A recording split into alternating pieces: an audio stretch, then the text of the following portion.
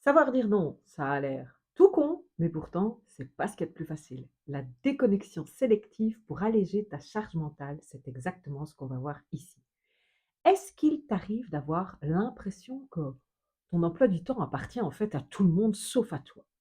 Entre les notifications qui hurlent, les dossiers qui s'empilent, les besoins qu'on a tous de vouloir faire plaisir à la terre entière, la famille, les amis, les enfants, on finit souvent la journée épuisé, avec le sentiment d'avoir oublié en chemin le plus important, c'est-à-dire toi.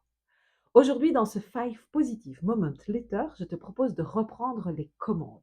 On va découvrir ensemble comment la déconnexion sélective peut devenir ton meilleur outil de liberté. Je vais t'expliquer pourquoi apprendre à dire non aux sollicitations souvent inutiles, c'est en fait t'offrir le plus beau des oui à toi-même. Prête à faire la place pour ce qui compte vraiment pour toi? Alors, apprendre à dire non aux autres, c'est enfin commencer à se dire oui à soi-même. Voici 5 points pour transformer ton quotidien.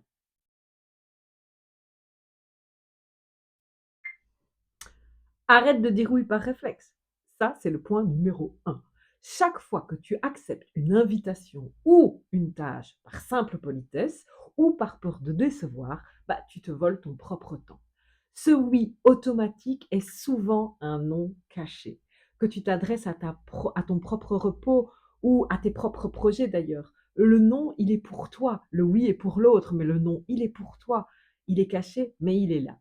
Réalise que vraiment, ton temps est ta ressource la plus précieuse. Ne la distribue pas comme si elle était inépuisable. On a une jauge journalière qui est limitée. Alors certes, il existe 1000 techniques pour euh, recharger cette jauge à l'infini, mais à un moment donné, cette jauge et cette énergie que tu vas mettre pour recharger, justement, elle est précieuse. Rappelle-toi, tu es la seule personne au monde avec qui tu vas passer la moindre seconde de ta vie. Apprends donc à observer ce moment où tu t'apprêtes à accepter une contrainte juste pour plaire. Tu sais, celle où tu sais que c'est pas ça que tu as envie de faire, mais tu sais aussi que si tu le fais, on va dire de toi que ah ouais, chouette, Debo, c'est la meilleure, Debo, elle est toujours là pour tout le monde. Et c'est ça qui te fait dire oui, pas l'envie réelle de faire la chose à laquelle on t'a sollicité, pas forcément l'endroit où tu as envie d'aller, mais juste parce que tu sais que ça va plaire, parce que c'est ce qu'il y a à faire. Tu vois un peu le truc.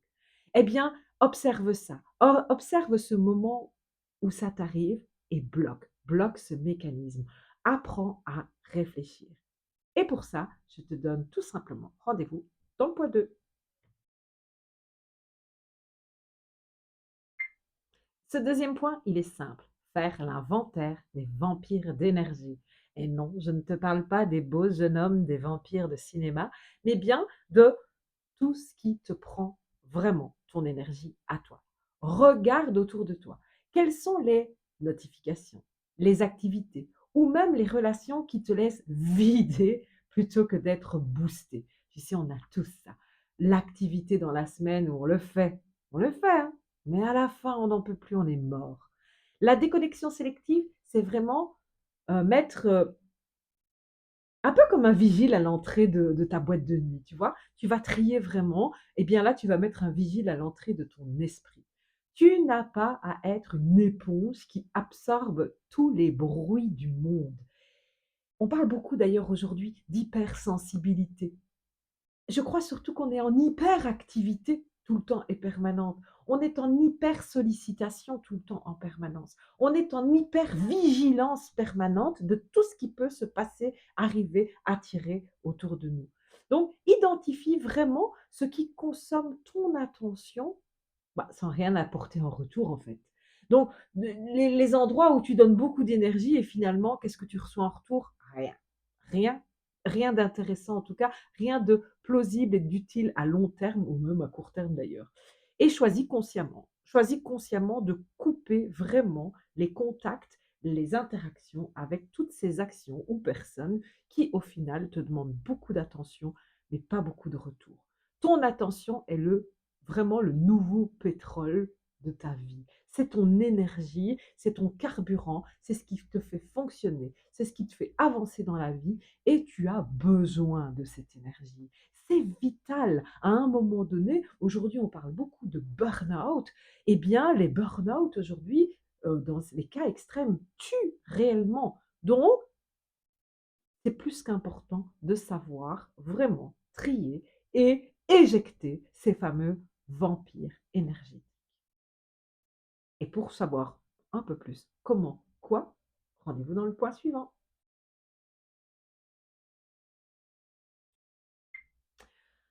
Ton nom est une preuve d'intégrité. Le nom est une preuve de respect aussi envers la personne qui te demande quelque chose. Dire non, c'est pas une agression, c'est vraiment une limite saine que tu mets. Un non ferme et poli est bien plus respectueux qu'un oui, tu sais, bof bof, en fait, j'ai pas envie, tout le monde le voit, en fait. Il y a rien de d'honorable à ça. Au contraire, tu le feras, mais avec rancœur ou avec, flemme et donc est-ce que c'est vraiment respecter la personne à qui tu vas donner du temps, si tu le fais à contre-cœur, tout simplement? Donc en posant tes limites, tu gagnes vraiment en crédibilité parce qu'il faut pas croire, hein, comme je te l'ai dit, les gens, ils voient ça. On voit la différence entre quelqu'un qui dit «oui» de bon cœur et quelqu'un qui dit: «Ouais». Bon, OK. Tu vois? Ta présence ne sera pas, chérie de la même façon si c'est un vrai oui, plutôt qu'un oui, bon, ben, j'ai pas l'air d'avoir trop le choix, donc je te dis oui. Allez, vas-y si tu veux. Ouais, si tu veux. Tu vois le «si tu veux»? C'est pas très respectueux envers la personne.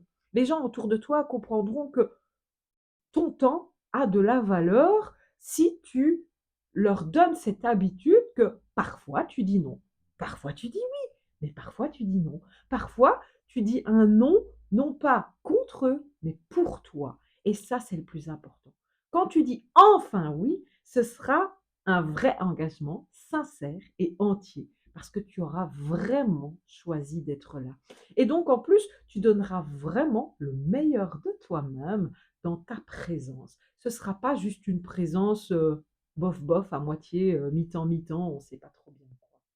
Ce sera une vraie présence, tu seras heureuse d'être là, tu prendras vraiment la puissance du moment présent dans ce que tu réaliseras et non pas juste: «Bon, ben, allez, si tu veux». Allez, je te donne rendez-vous dans le point 4. Ce point 4, j'en ai déjà parlé, j'en parle souvent, que ce soit dans mes accompagnements ou dans le Positive Club, c'est la joie de rater des choses. Vraiment, c'est la joie de rater des choses. Donc, en fait, on est tous poussés à avoir peur de rater la dernière info ou la dernière soirée. Tu sais, un peu ce côté, je veux être le dernier à partir, comme ça je suis sûre de rien rater. Je veux être là parce que je veux savoir ce qui sera dit. Je veux pas qu'on me raconte, je veux y être, je veux vivre les choses.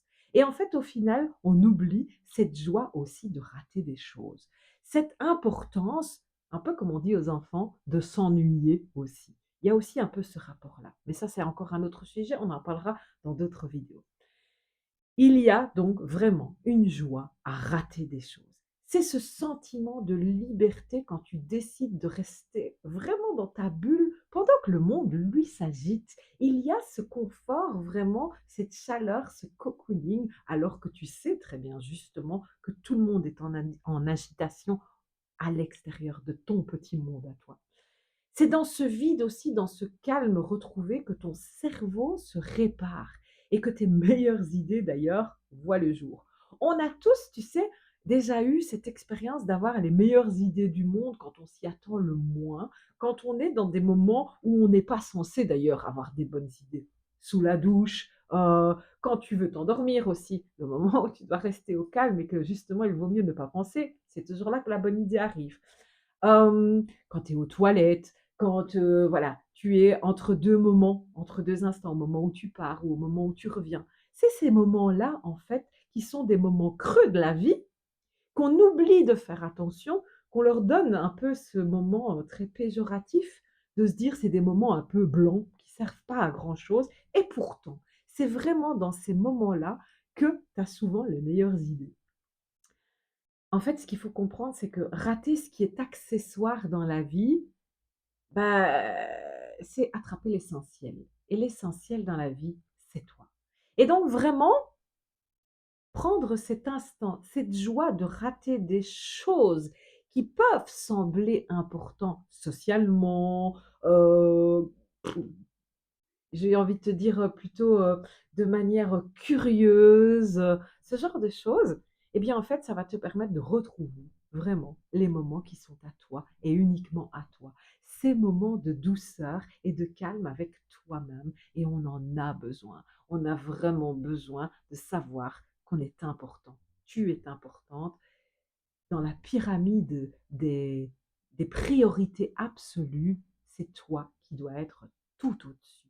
Vraiment, ne l'oublie pas. D'ailleurs, si ça t'intéresse de recevoir cette pyramide des priorités absolues, j'en ai fait un jour un PDF. Laisse-moi en commentaire si tu veux le recevoir. Je te le ferai parvenir avec grand plaisir. Euh, N'hésite pas. Je te donne rendez-vous dans le dernier point.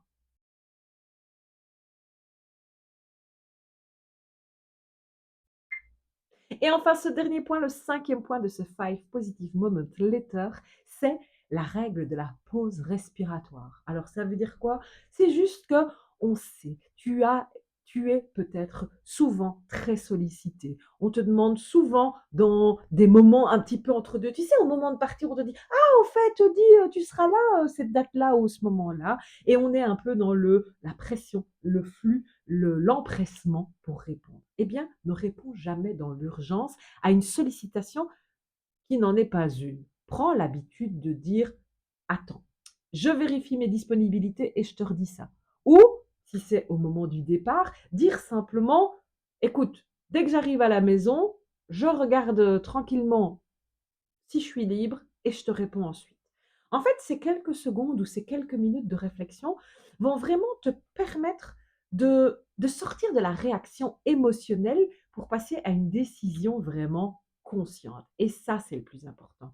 Répondre en pleine conscience va te permettre vraiment, en quelques secondes, quelques minutes, il ne faut pas forcément toujours 10 ans, hein, mais vraiment les quelques minutes que tu vas prendre de réflexion vont te permettre de faire un peu cette liste mentale des pour et des contre. Oui, mais est-ce que j'ai vraiment envie de faire ça? Oui, mais j'avais plutôt prévu ça. Oui, mais il y a un petit moment que je dis que je dois faire ça aussi. Est-ce que ça vaut la peine d'hypothéquer ce moment que j'avais prévu avec moi-même pour aller à cette Xème soirée qui est toujours la même, toujours identique, avec toujours les mêmes personnes? Ça, c'est important, vraiment. Donc, écoute ton instinct. Si l'idée de faire cette chose te pèse avant même d'avoir commencé, c'est que ton corps te demande de dire non. Ce non intéressant, intelligent, en pleine conscience. Non pas le non bêtement de rébellion, vraiment le non de pleine conscience. Et si j'ai envie de te laisser le positive moment à retenir de tous ces points, aujourd'hui, vraiment, offre-toi le luxe d'un refus libérateur. En déconnectant ce qui ne fait plus de sens pour toi, tu vas enfin te brancher sur ta propre fréquence à toi, sur ce qui fait sens à toi profondément. Et ça, c'est vraiment le plus important. Voilà, j'espère que ces 5 points te seront utiles et n'oublie pas, abonne-toi si ce n'est pas encore fait. Et puis partage cette vidéo, partage peut-être même des shorts que tu auras vus et des extraits à des personnes qui, tu le sais, ont cette tendance à être toujours overbookées. Eh bien, c'est ces personnes-là qui ont besoin de l'entendre. Et si c'est ton cas, n'hésite pas, revois encore une fois cette vidéo, laisse tes commentaires, donne-moi ton avis et je me ferai un plaisir de revenir vers toi et de te répondre avec grand plaisir. J'aime vous lire, alors n'hésite pas, fais-le. Je te dis donc à très bientôt dans un prochain Five Positive Moments Later. Ciao!